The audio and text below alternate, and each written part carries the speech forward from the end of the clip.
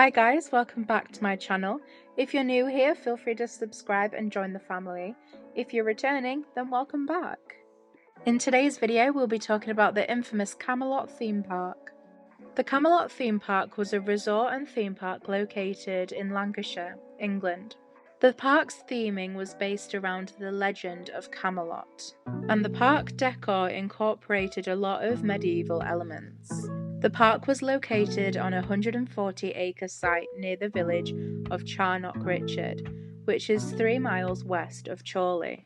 The Camelot theme park opened its doors in 1983 by the Story Group. The park's operating year was May to September each year, and the slogan was "The Land of the Great Nights and the Amazing Days." Camelot was a far cry from any regular theme park that you've probably ever heard of, because it offered a lot more than just thrilling rides and amazing memories. The Camelot theme park was a far cry from anything that you've ever seen before. Not only did it have family-friendly rides, as well as a little more thrilling rides for the older demographic, but it also held a lot of various shows.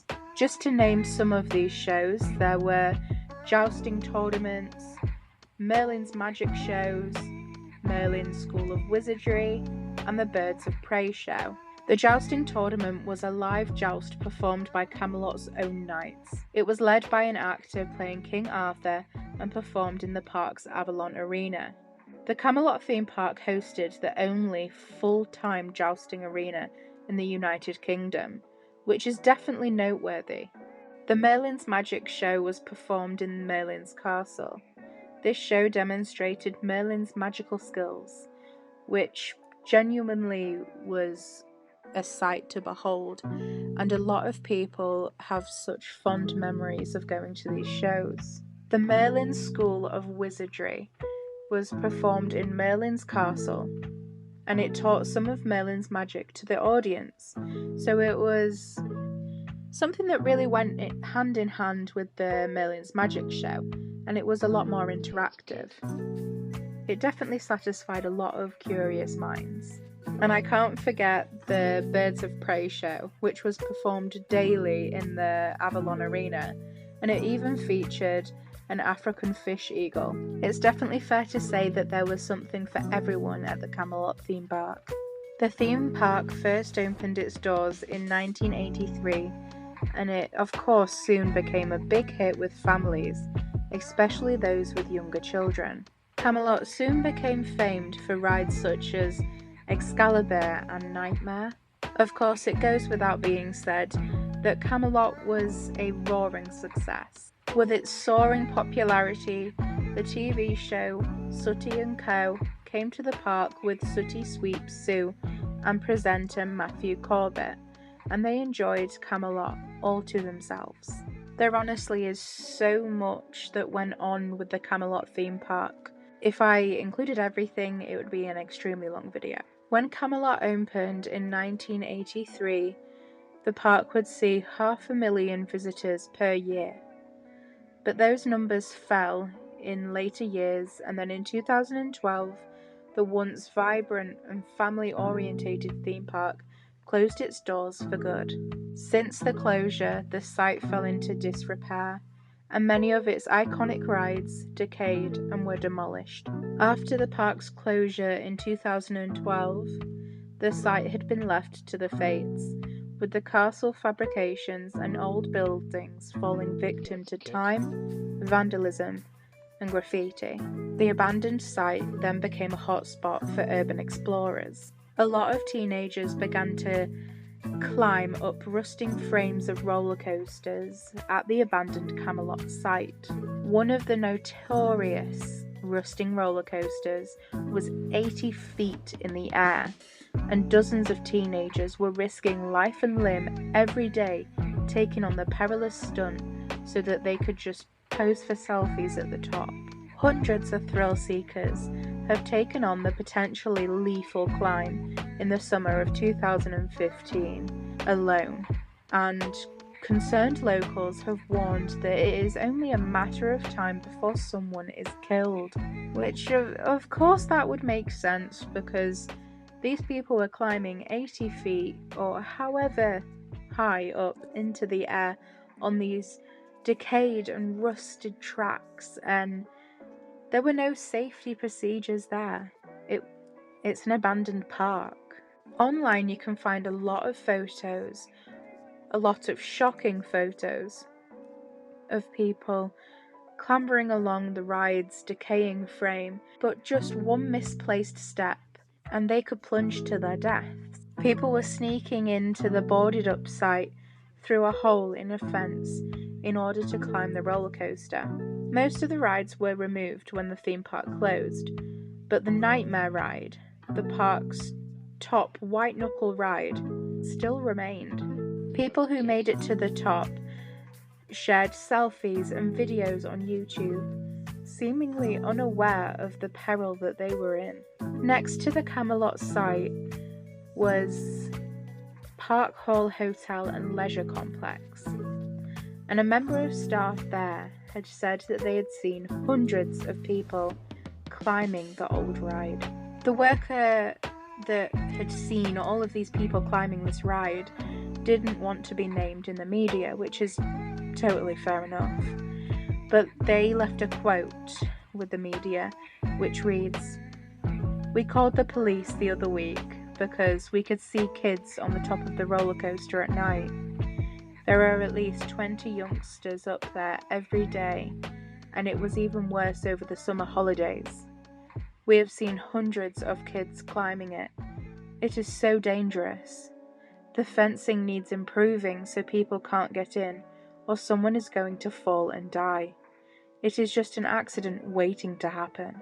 I mean, you can think what you like about that statement and about urban exploring, specifically climbing up a ride like this, but I personally agree with the worker who said this. It is dangerous, and it was an accident waiting to happen. When the park closed in 2012, a lot of people were left wondering why.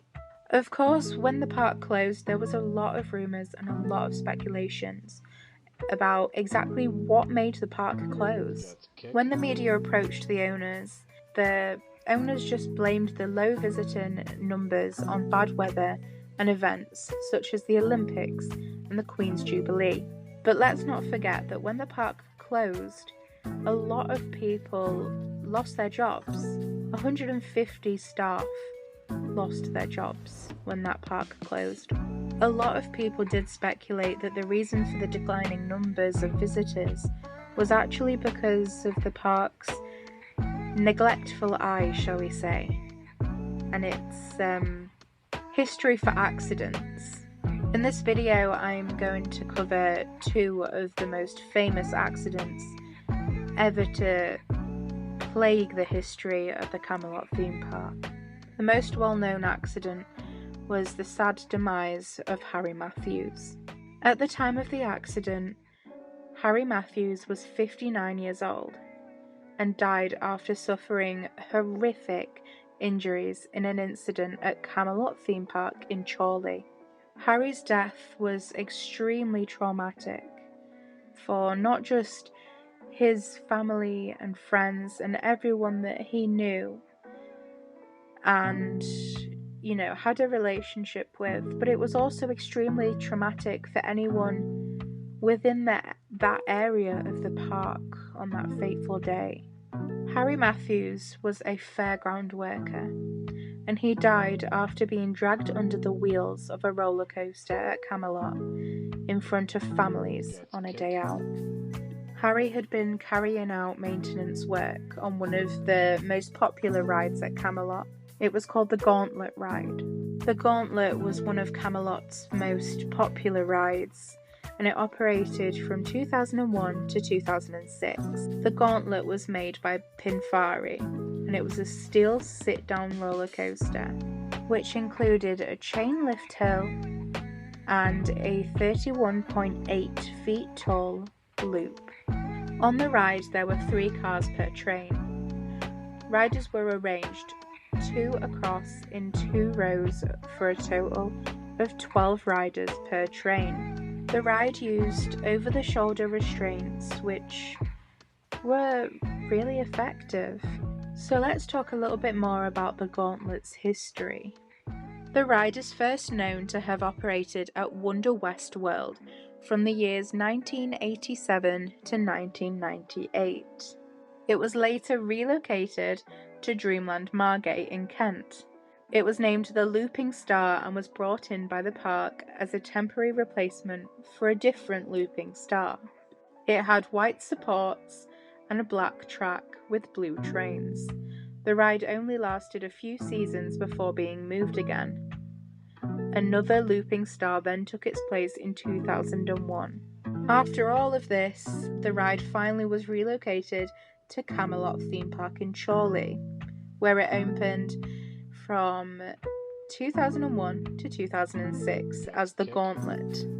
After it left Camelot, it did get relocated to another park and had a bit of a updo, if you will.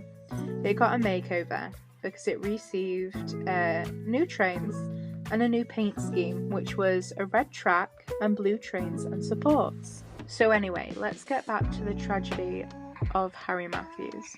The fateful day was the 22nd of October 2001. Harry was 59 years old at the time of the accident and at the time of his death. He was employed by Camelot as a maintenance worker, and he was working on greasing the track of the Gauntlet ride when he was tragically struck and killed.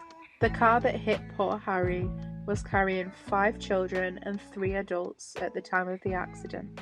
Children and parents saw Harry Matthews get hit by one of the ride's carriages at high speed and pulled along the track before slumping to the ground. He died at the scene. The park was fined £40,000 and charged an additional £20,000 in costs in September of 2003. This was because the company had admitted that it had failed to ensure that employees were not exposed to risk, and it had no written safety procedures at all for its staff. It really is a tragedy because the whole ordeal could have been so easily avoided if the park had just done its job, basically, and kept its employees safe and away from harm. Prime Resorts Ltd, which were the owners of Camelot at the time, pleaded guilty to failing to show proper duty of care to an employee and failing to carry out sufficient risk assessments of the ride in question. The Gauntlet. Harry Matthews' son, Andrew, was calling for all companies to be held more accountable for health and safety in the workplace. Andrew made a statement to the media, which I will read for you now. I want my father's death to serve as a graphic example to other companies that health and safety in the workplace should be of paramount concern all of the time. I want to see greater accountability.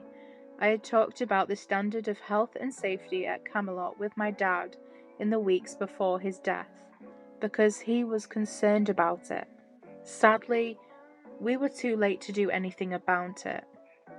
He was a gentle, fair, and popular man who will be missed by everyone who had the pleasure of knowing him. After the accident, thankfully, Camelot took this extremely seriously and implemented many new safety procedures to keep the guests as well as the staff safe. The Gauntlet then operated for a further 5 years before it was relocated in 2006. On the 23rd of August 2011, another accident, a horrific accident, occurred. A 12-year-old boy who was known to have special needs was placed in hospital after plunging 30 feet from a theme park ride. He fell from the Excalibur 2 ride at the Camelot theme park. The Excalibur 2 ride was named after the park's original Excalibur ride. The ride was built by an Italian manufacturer by the name of Fabri. The ride's capacity was 40 people per cycle. It was definitely a popular ride, but nowhere near as popular as the Gauntlet. However, 2 years after the accident in 2013, the ride was relocated to Pleasureland in Southport. The park's spokesperson came out to the media with the following statement: "Our internal investigation is well underway, and we are cooperating fully with the police and the health and safety executive. The safety of visitors to the park remains our #1 priority. Every ride undergoes a daily pre-opening safety and maintenance check throughout the season and is subject to an annual check and independent safety inspection. Excalibur 2 will remain closed until our internal investigation is concluded and the health and safety executive confirms that the ride can be reopened. As our internal inquiries are ongoing, we are unable to provide any more details at this stage." I don't know about you, but something about that statement seemed very off to me when I, first read it. But anyway, the Excalibur 2 was a white-knuckle ride that spins thrill seekers around on a rotating arm. The park's website described the ride as fearsome, stomach-churning, and a test of the nerves. The ride also required a minimum height of 1.4 meters, and it warns that only true adrenaline junkies would dare to ride it. The ride was a wheel-shaped rotating structure which spins around, but somehow the safety restraints failed, specifically on the boy's seat, and he fell. The health and safety executive confirmed that the child fell from the ride at precisely 1 o'clock in the afternoon, and the police said that the boy came from Halifax and his injuries were not at all life-threatening. But it would come forward that although those injuries were not life-threatening, they were indeed very serious. People who saw the accident saw that the child was trying to cling on to the Excalibur 2 ride at Camelot before he lost his grip and fell to the ground.